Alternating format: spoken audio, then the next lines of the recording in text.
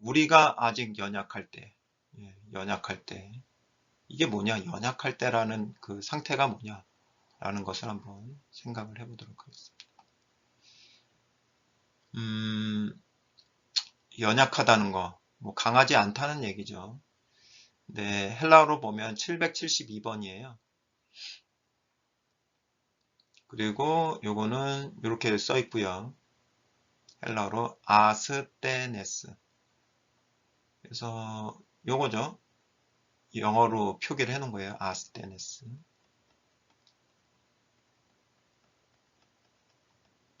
그 뜻은 뭐냐면 without strength, 힘이 없다는 얘기죠. 그리고 약하다. 예. 그리고 요게 이제 not strong, weak. 근데 요게 physically, 육체적으로도 있고 morally, 도덕적으로도 있어요. 요게 되게 중요한 부분. physically. 왜 중요하다고 말씀드리는지 이따 보시면 알 수 있으실 것 같고요. 이런 것도 있어요. 약하다는 거를 보통 생각할 때 약한 거하고 병든 거하고는 좀 다르게 보잖아요.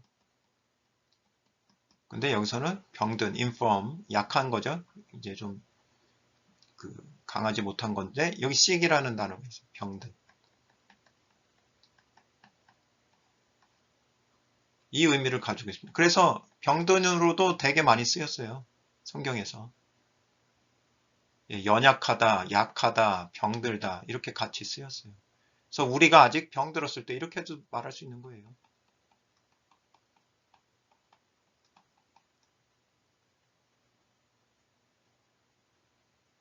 그래서 특히 그 복음서에서 보면 그 병자들 나오잖아요. 그때 아스테네스라는 단어도 많이 쓰입니다.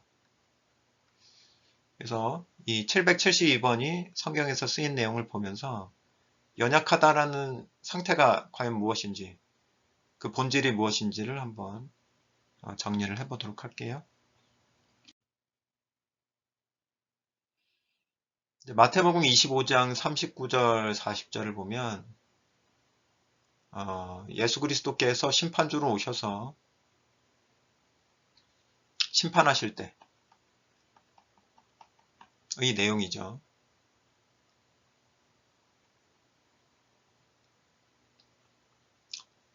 그래서 이게 의인들이 하는 말이에요. 39절은. 그래서 어느 때에 주께서 그죠? 어느 때에 주께서 병드신 것이나 옥에 갇히신 것을 보고 가서 배웠나이까 하리니 임금이 여기서 임금이 예수 그리스도죠. 대답하여 가라사대 내가 진실로 진실로 너희에게 이르노니 너희가 내 형제 예수 그리스도의 형제란 말이에요. 지극히 작은 자 이게 바로 지극히 작은 자죠. 지극히 작은 자 하나에게 한 것이 곧 내게 한 것이니라. 그러니까 동일시하고 있다는 얘기예요. 예수 그리스도하고 지극히 작은 자. 근데 지극히 작은 자가 이 병드는 때가 있단 말이에요.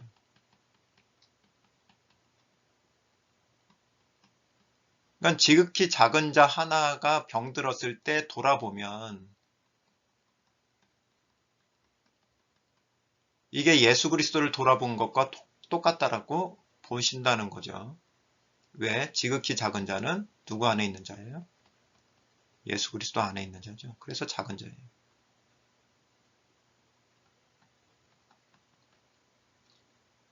여러분도 저도 모두 한 분 한 분이 지극히 작은 자예요. 왜? 그리스도 안에 있기 때문에. 그래서 사울이 바울 됐잖아요. 사울은 큰 자예요. 의미가. 바울은 작은 자예요. 왜 작은 자일까요?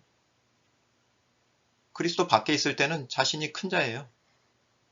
근데 그리스도 안에 들어가면서 작은 자가 된 거예요. 사울일 때는 큰 자가 돼서 예수 그리스도를 핍박했죠.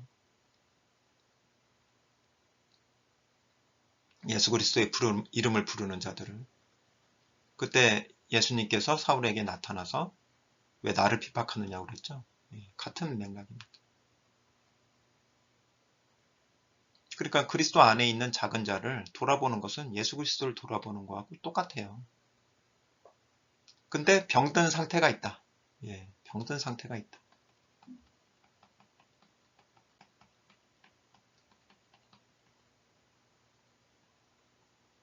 연약한 상태, 병든 상태가 있다. 자, 그 다음 말씀도 한번 볼까요? 마태복음 26장 39절에서 41절은 이제 예수님께서 겟세마네에서 기도하실 때의 내용이죠. 그래서 조금 나아가서 얼굴을 땅에 대시고 엎드려 기도하여 가라사대 내 아버지여 만일 할만하시거든 이 잔을 내게서 지나가게 하옵소서. 그러나 나의 원대로 마옵시고 아버지의 원대로 하옵소서 하시고 제자들에게 오사 그 자는 것을 보시고 베드로에게 말씀하시되 너희가 나와 함께 한시 동안도 이렇게 깨어 있을 수 없더냐. 시험에 들지 않게 깨어 있어 기도하라. 마음에는 원이로되 요게 푸뉴마입니다. 푸뉴마는 영이라는 의미예요. 영, 성령. 육신이 약하도다.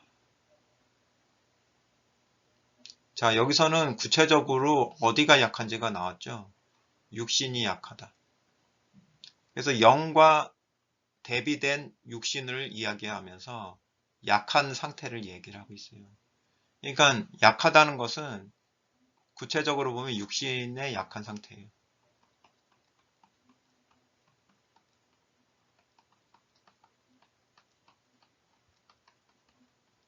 그러니까 아까 로마서 5장 6절을 적용시켜서 보면 우리가 연약한 상태였다는 얘기는 뭐냐면 우리가 연약할 때였다는 것은 구체적으로는 육신이 연약한 상태였다는 얘기예요.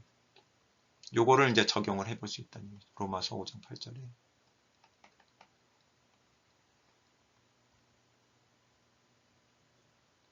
그러니까 우리의 육신이 연약한 상태에 있을 때 예수 그리스도께서 우리를 위해서 죽으셨다. 경건치 않은 자를 위하여 죽으셨다. 그런 내용이죠.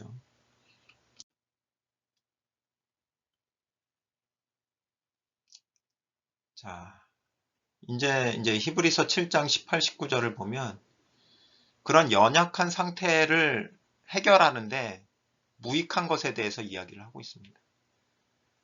18절 먼저 보겠습니다. 전옛 계명, 옛 계명이죠.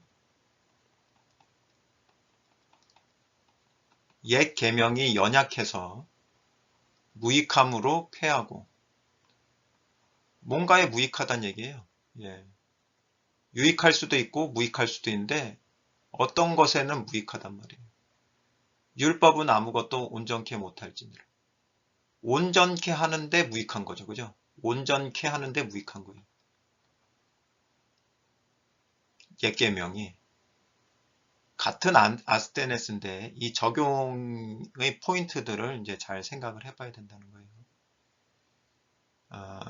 이에 더 좋은 소망이 생기니 이것으로 우리가 하나님께 나아가느니라. 그럼 더 좋은 소망은 뭐예요? 더 좋은 계명이고 더 좋은 율법이에요. 이게. 그럼 더 좋은 율법, 더 좋은 계명이라는 건 뭐예요? 온전케 할 수 있다는 얘기죠.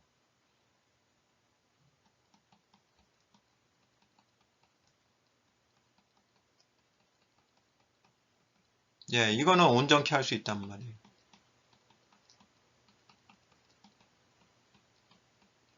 그럼 온전케 한다는 게 뭐냐?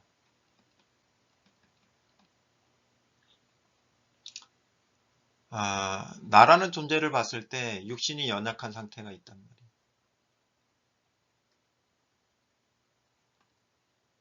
육신의 연약함을 가지고 있는 상태예요. 이 상태에서 옛계명이 주어진다는 뭐예요? 성경의 가르침을 받는다는 얘기죠. 옛계명의 가르침을 받을 때는 뭐가 해결이 안 돼요? 이 육신의 연약함이 육신의 강함으로 바뀌질 않는다는 얘기예요.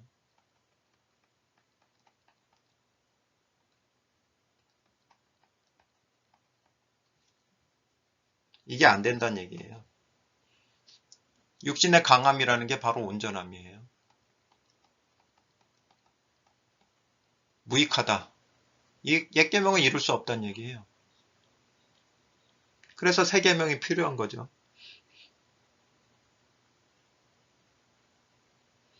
갈라디아서 4장 9절에도 같은 내용이 나와요. 이제는 너희가 하나님을 알 뿐더러 하나님의 아신 바 되었거늘 어찌하여 다시 약하고 천한 초등학문으로 돌아가서 다시 저희에게 종로를 타려 하느냐.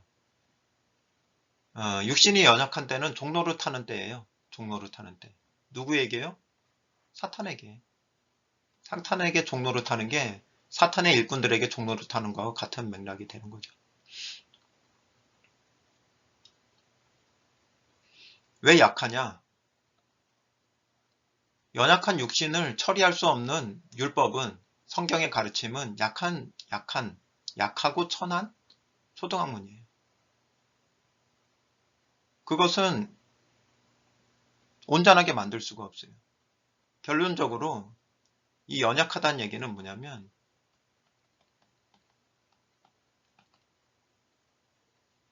죄 있는 육신을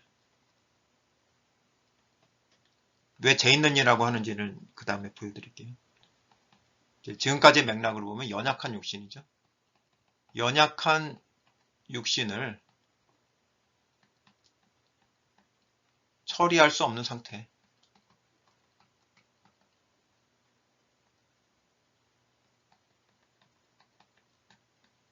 그게 연약한 상태예요.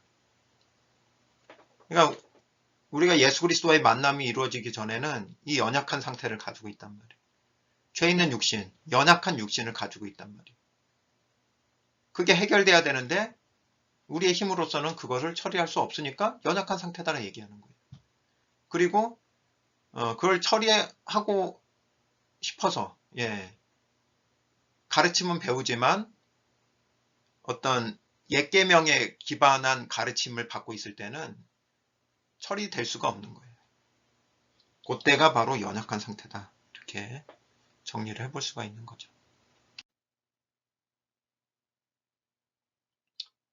그래서 우리가 아직 연약할 때는 이제 맥락으로 한번 볼게요. 6절에서는 우리가 아직 연약할 때를 라고 이제 표현되어 있는 것이 8절에 가면은 우리가 아직 죄인 되었을 때로 표현되어 있죠. 그러니까 죄를 가지고 있는 상태예요. 연약할 때는. 근데 연약함의 내용들을 찾아보니까 결국엔 죄는 죄되 이 죄 있는 몸에 구체적으로 거기에 초점을 맞추고 있는 거예요. 죄 있는 몸을 가지고 있는 거예요. 이게 연약한 몸이에요. 그럼 강한 몸은 뭐예요? 강한 몸은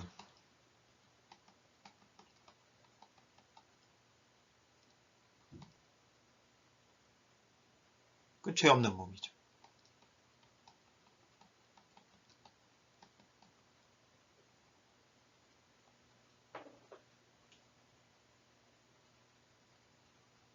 그래서 연약한 상태에서 강하게 된다라는 그 측면에서 이 몸이라는 포인트를 빼놓을 수가 없는 거예요. 그러면 몸의 변화에 대해서 알아야 되는 거죠.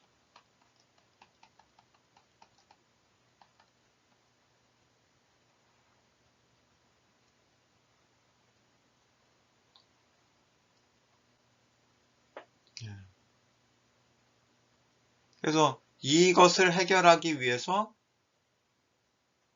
누가 예수 그리스도께서 우리를 위해서 죽으셨다라는 게 이제 이 맥락이 되어지는 겁니다. 그건 죽으신 결과는 뭐가 해결이 돼야 되는 거예요? 연약한 몸이 강한 몸이 되어야 된다는 얘기. 죄 있는 몸에서 죄 없는 몸으로 바뀌어져야 된다는 얘기. 자, 일단 연약할 때를 한번 같이 찾아보았고요. 이제 기약대로 한번 볼까요?